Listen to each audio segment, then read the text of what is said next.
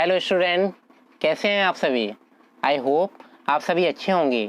स्वागत है आप सभी का मेरे चैनल कॉमर्स हंट पर। स्टूडेंट, जैसा कि आप सभी को पता है, लास्ट वीडियो में हमने डिस्कस किया था अबाउट इन्वेस्टमेंट डिसीजन, ठीक है, जो कि पार्ट था फाइनेंशियल डिसीजंस के। और फाइनेंशियल डिसीजन में जो फाइनेंस मैनेजर है वो 3 तरीके के डिसीजन लेता है। एक होता है इन्वेस्टमेंट डिसीजन, दूसरा फाइनेंसिंग डिसीजन एंड लास्ट होता है डिविडेंड डिसीजन। तो अभी तक हमने डिस्कस कर लिया है अबाउट इन्वेस्टमेंट डिसीजन। आज के लेक्चर में हम डिटेल में बात करेंगे अबाउट फाइनेंसिंग डिसीजन और फाइनेंशियल डिसीजन। तो स्टूडेंट, इस वीडियो को स्टार्टिंग से लेकर लास्ट तक देखिए, जिससे आपको फाइनेंसिंग डिसीजन से रिलेटेड जो भी डाउट्स हैं वो भी क्लियर हो सकें। तो स्टार्ट करते हैं। फाइनेंसिंग डिसीजन से रिलेटेड आपको एक कीवर्ड पहले लर्न कर लेना है, फ्रॉम विच सोर्स फाइनेंस और कैपिटल टू बी रेज। मतलब आपको क्या करना है, किस सोर्स से कैपिटल और फाइनेंस रेज करना है, ये बताता है financing decision. The second important decision which finance manager has to take is deciding source of finance। ठीक है, और आपको ये पता होना चाहिए जो फाइनेंसिंग डिसीजन है वो क्या है, सेकंड इम्पोर्टेंट डिसीजन है। ठीक है, समटाइम्स पूछ लिया जाता है एग्जाम्स में 1 मार्क्स क्वेश्चन में।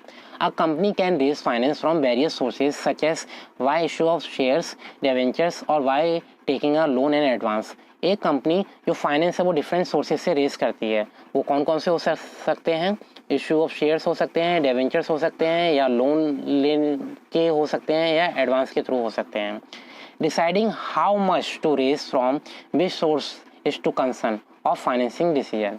फाइनेंसिंग डिसीजन में यही डिसाइड किया जाता है कि किस सोर्स से, ठीक है, कौन सा सोर्स और जो भी ऑल्टरनेटिव्स है उसे सेलेक्ट करना है। Mainly sources of finance can be divided into 2 category.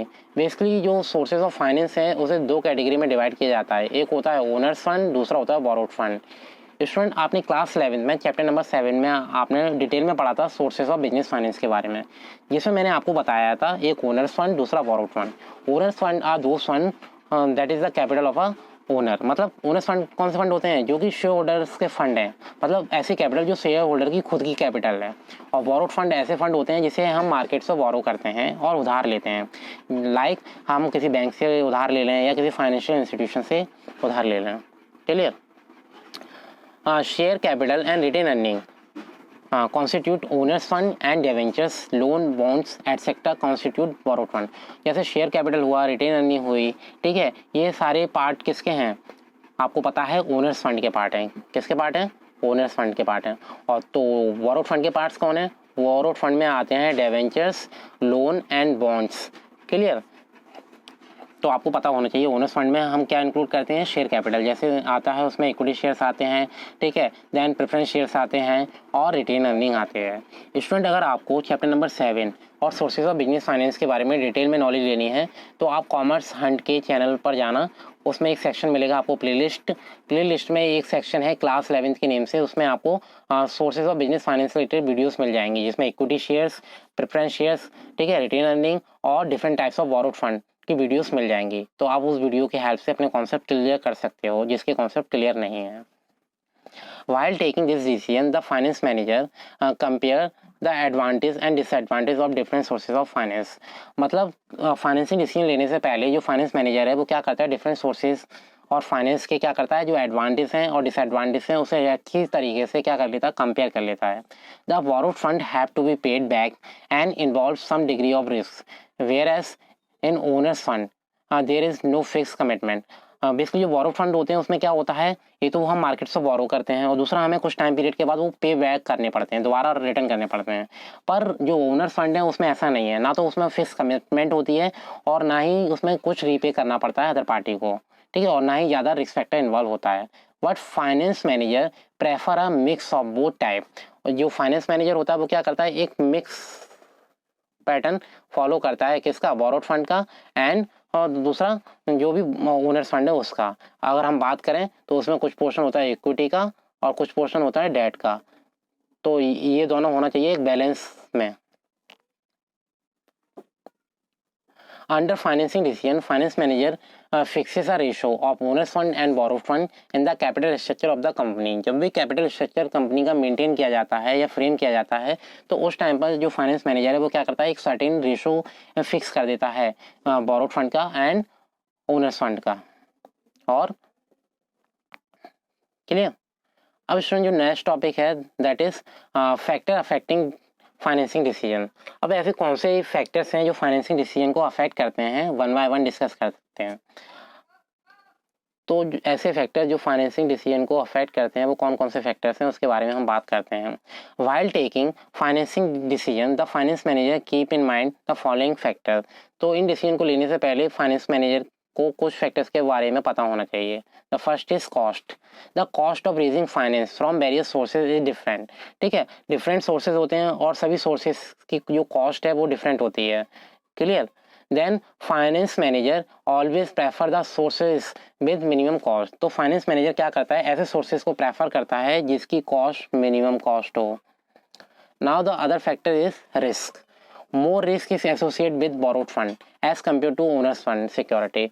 अगर आप कंपेयर करो ओनर्स फंड को या बोरोड फंड को, तो आपको जो रिस्क फैक्टर ज़्यादा आपको कहाँ मिलेगा, बोरोड फंड में आपको ज़्यादा देखने को मिलेगा रिस्क फैक्टर, जो कि ओनर्स फंड में कम होता है। Finance manager compare the risk with the cost involve and prefer security with moderate risk factor. तो फाइनेंस मैनेजर मतलब ऐसे रिस्क फैक्टर को देखता है जिसमें रिस्क फैक्टर क्या हो, या ऐसे सोर्सेज को देखता है जिसमें रिस्क फैक्टर या तो मिनिमम हो या मॉडरेट हो। ठीक है। Now the next factor is cash flow position. The cash flow position of the company also help in selecting the security. जो कैश फ्लो पोजीशन है कंपनी की वो भी हेल्प करते हैं किसी भी सिक्योरिटीज को या सोर्सेज को रेज करने में। With smooth and study cash flow companies can easily afford borrowed fund. अगर किसी कंपनी की जो कैश पोजीशन है वो अच्छी है तो वो इजीली बोरोड फंड को अफोर्ड कर सकती है। But when company have shortage of cash flow, अगर कंपनी के पास कैश फ्लो की शॉर्टेज है तो उस केस में वो बोरोड फंड को वियर नहीं कर सकती, उस केस में बेटर होगा ओनर्स फंड। इसके बाद जो नेक्स्ट फैक्टर है that is control consideration. If existing share holder wants to retain the complete control of a business then they prefer borrowed fund. अगर शेयर होल्डर प्रॉपर कंट्रोल चाहता है business पर, ठीक है, तो उस केस में वो क्या करेगा, बोरोड फंड को सिलेक्ट करेगा। And on the other hand if they do not mind to loss the control then they go to for owners fund. और वो मतलब जो भी कंट्रोल है उसे लॉस करना नहीं चाहता तो उस केस में वो क्या करेगा, ओनर्स फंड सिक्योरिटीज को प्रेफर करेगा। इसके बाद स्टूडेंट एक पॉइंट आता है फ्लोटेशन कॉस्ट, जैसे ध्यान से सुनना। फ्लोटेशन कॉस्ट कौन सी कॉस्ट होती हैं, बैन जब हम है ना किसी शेयर को या सिक्योरिटीज को इशू करते हैं तो इशू करने के टाइम पर कुछ कॉस्ट अराइज होती है जिसे हम बोलते हैं flotation cost. It refers to the cost involved in issue of securities such as broker commissions, ठीक है, और brokers commission and underwriter fees, expenses on prospectus etc. तो फ्लोटेशन कॉस्ट में कौन कौन से आइटम्स आते हैं, जैसे ब्रोकर्स के जो कमीशंस हैं, अंडरराइटर्स की फीस है, या प्रोस्पेक्टर्स के टाइम पर जो एक्सपेंसेस अराइज होते हैं, ये सारे आते हैं फ्लोटेशन कॉस्ट में। Firm prefers security with involve least flotation cost. तो जो फर्म है वो ऐसे सोर्सेज को रेज करती है या ऐसे सोर्सेज को प्रेफर करती है जिसमें जो फ्लोटेशन कॉस्ट है वो क्या हो, मिनिमम हो। क्या हो, मिनिमम हो। देन इसके बाद आता है fixed cost of fixed operating cost. If a company is having high fix operating cost then they must prefer owners fund. अगर कंपनी के पास हाई फिक्स ऑपरेटिंग कॉस्ट है तो उस केस में वो ओनर्स फंड को चूज करती है। ठीक है, but due to high operation cost the company may not be able to pay interest on the debt security which can cause a serious trouble for the company। अगर company के क्या करती है कि अगर हाई ऑपरेशन कॉस्ट होगी तो वो समटाइम्स क्या है, वो एबल नहीं होती जो भी उसने सिक्योरिटी मार्केट से रेज की है या जो लोन लिए या डेट लिए हैं उसके रिगार्डिंग उसे इंटरेस्ट भी पे करना पड़ता है। तो ये कहीं ना कहीं बर्डन हो जाता है कंपनी के लिए और वो सीरियस कंडीशन से ट्रेवल कर सकती है। देन इसके बाद आता है स्टूडेंट नेक्स्ट जो फैक्टर है that is state of capital market. Capital market is also important factor which affect financing decision. The condition in capital market also help in deciding the type of security to be raise. ठीक है, मतलब किस type की security को raise करना है ये भी डिपेंड करता है मार्केट कंडीशन पर। During boom period it is easy to sell equity share as people are ready to take risk. ठीक है, जब है ना टाइम होता है बूम पीरियड का, अगर हम बोले मार्केट सिचुएशन टॉप पर है तो उस टाइम पर जो लोग हैं वो क्या करते हैं, इक्विटी शेयर्स को सेल करना पसंद करते हैं। और जो ऐसे लोग इसमें रिस्क में भी फैक्टर इन्वॉल्व कर सकते हैं या हम ये कह सकते हैं वो रिस्क फैक्टर को बियर करना पसंद करते हैं।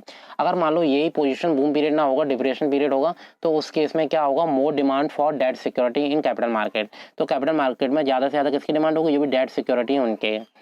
क्लियर। तो मार्केट कंडीशन दोनों तरीके से अफेक्ट करती है, during boom period, during depression period. तो स्टूडेंट ये थे डिफरेंट फैक्टर्स जो इफेक्ट करते हैं फाइनेंसिंग डिसीजन को, जिसमें कॉस्ट था, रिस्क था, then cash flow position, control consideration, floating cost, then fix operating cost and last state of market और कैपिटल मार्केट। ठीक है student, if you have any doubt regarding this video or this lecture, then you can comment in a comment section box, and at last like, subscribe and share this video. Thank you.